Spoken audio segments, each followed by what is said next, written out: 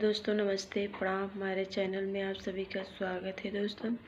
एक छोटा सा नाच गीत लेके आई हूँ, जैसा लगे आप सब कमेंट करके ज़रूर बताना दोस्तों प्लीज़।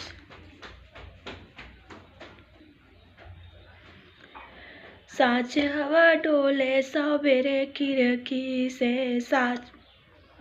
साँझ हवा डोले सवेरे खिड़की से, साँझ हवा डोले सवेरे खिड़की से, रात हवा लागे बलम के जुल्फी से, रात हवा लागे बलम के जुल्फी से। सोने की थाली में जेवना परोसे, सोने की थाली में जेवना परोसे, जेवनौना जेवई बड़े फुरती से, जेवनौना जेवई बड़े फुरती से, रात हवा डोले, रात हवा डोले बलम के जुल्फी से, साँझ हवा डोले सवेरे खिड़की से, साँझ हवा डोले सवेरे खिड़की से, रात हवा डोले बलम के जुल्फी से, रात हवा डोले सवेरे खिड़की से, रात हवा डोले सवेरे खिड़की से। झजड़े गेड़ुआ गिलास भर पानी, झजड़े गेड़ुआ गिलास भर पानी,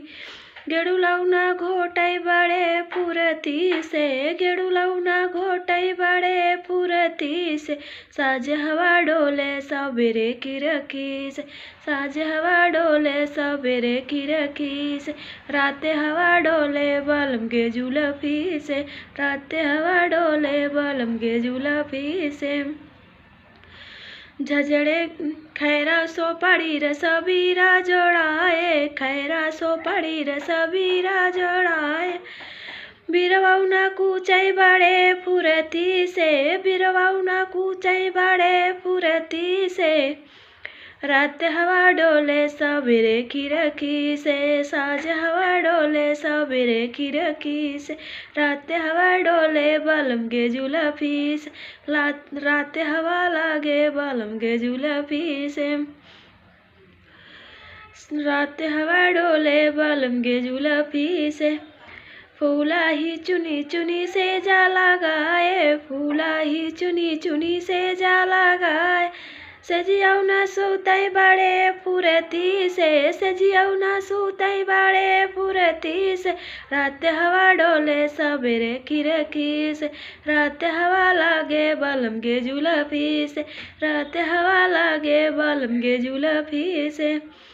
साँझ हवा लागे सवेरे खिड़की से, साँझ हवा डोले सवेरे खिड़की से,